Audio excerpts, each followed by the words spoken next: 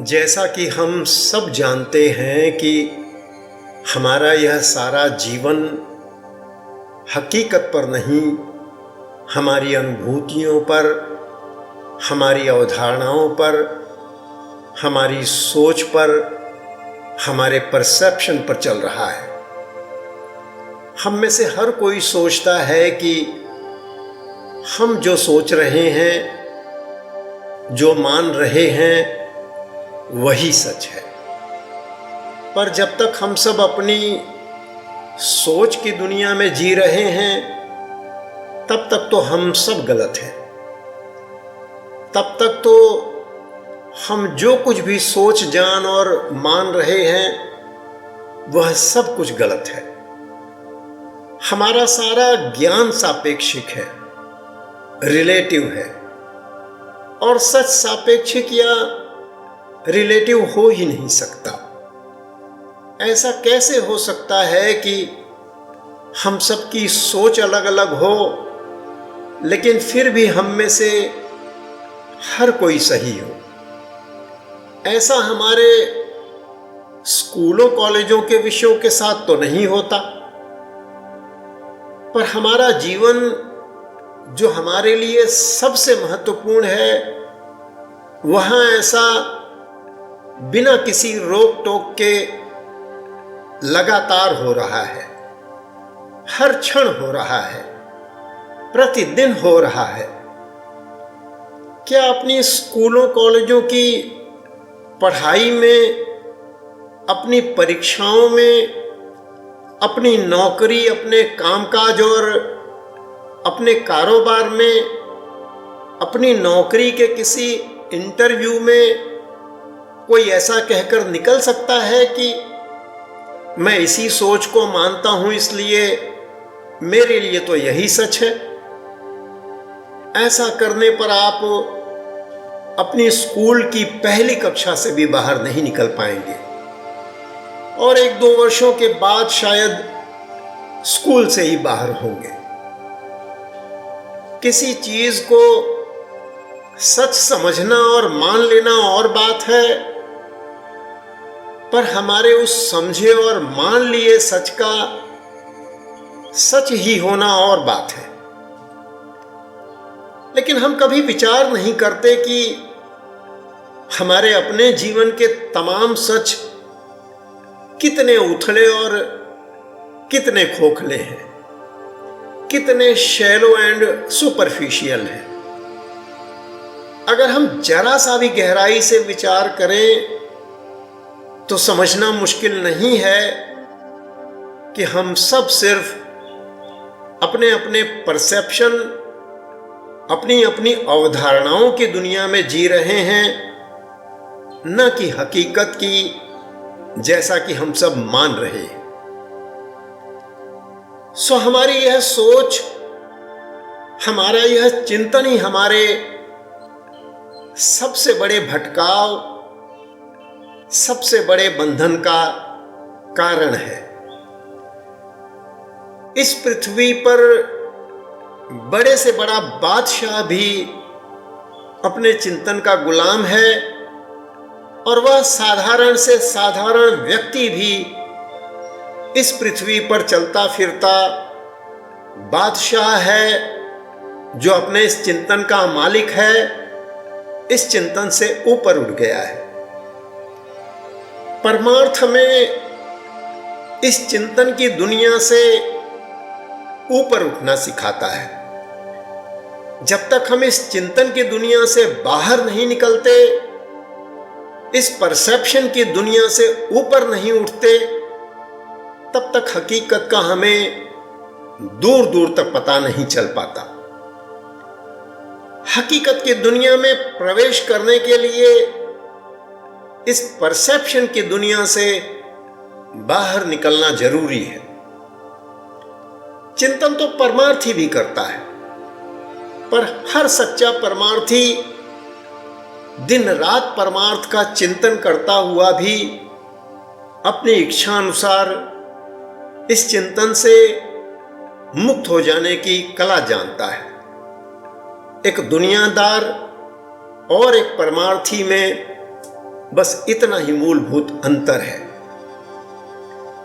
इस चिंतन जगत का सच सापेक्षिक है, सबका अलग अलग है, लेकिन चिंतन जगत से ऊपर का सच, फिर वह चाहे आज का हो या हजारों साल पहले का, सबका एक ही है, एक समान है, क्योंकि वह निरपेक्ष है। चिंतन से नहीं बल्कि सीधे अनुभव से पैदा होता है और स्थायी है, अपरिवर्तनशील है। किसी चीज को देखने की ताकत खुद बुद्धि के पास है ही नहीं। देखने की ताकत ज्ञान इंद्रियों के पास है। उस ज्ञान को सिर्फ समझने भर की ताकत बुद्धि के पास है। इंद्रियां जो ज्ञान लाकर बुद्धि के सामने परोसती हैं, बुद्धि सारा जीवन उसी ज्ञान में से ही अपना काम चलाती है, फिर चाहे वे सच हो या झूठ, सही हो या गलत। ठीक इसी तरह हमारे इस जीवन का सारा संग्रह, संचय और भोग, सारी उपलब्धियां और अनुभूतियां भी मिथ्या हैं, झूठी हैं। इन सब की पहुंच सिर्फ हमारी देह तक है, जबकि इन सब के रस, सुख और आनंद की अनुभूति हमारे मन की है। हम सब इन पदार्थों का रस, सुख और आनंद तो ले रहे हैं, पर इनमें से किसी भी पदार्थ की पहुंच हमारे मन तक नहीं है। एक डॉक्टर जिस प्रकार एक स्टेथोस्कोप के जरिए किसी मरीज के हृदय की धड़कनों को बिना उस मरीज के हृदय तक पहुंचे उसे दूर से सुनता है, ठीक उसी तरह हम इस दुनिया और इसके सामानों का उपभोग तो करते हैं, पर हमारा मन इन्हें कभी छूता नहीं। किसी एलियन की तरह बस दूर से ही चिमटे से उठाकर इन्हें छुए बिना इनका आनंद लेता है। जिन स्वादिष्ट व्यंजनों का स्वाद हम अपनी जीभ से लेते हैं, या जिस देह सुख का अनुभव हम रति क्रिया के द्वारा करते हैं, उनकी पहुंच सिर्फ हमारे भौतिक शरीर तक है। ठीक ऐसे ही जिस धन संपदा का संग्रह हम इतनी उठापटक करके करते हैं, वे सिर्फ हमें उनके परिग्रह, उनके पजेशन, उनकी होल्डिंग की अनुभूति का सुख भर देती हैं। उनके स्वामित्व, उनकी मालकियत का संतोष तो प्रदान करती हैं, लेकिन वे असलियत में हमारी हो कभी नहीं पाती, क्योंकि हमारे इस हम की पहुंच उन तक कभी हो ही नहीं पाती। एक जेल खाने में बंद कैदी से मिलने उसके घर परिवार के कई लोग आते रहते हैं। कैदी और वे दूर से आपस में बात तो कर लेते हैं, पर एक दूसरे को छू कभी नहीं पाते। हमारे हम और दुनिया के पदार्थों की हालत भी बस ऐसी ही है। अगर हम खुद को अपना मन ही समझ लें, तो भी क्या कभी हमारी अपने इस मन से भेंट हुई है?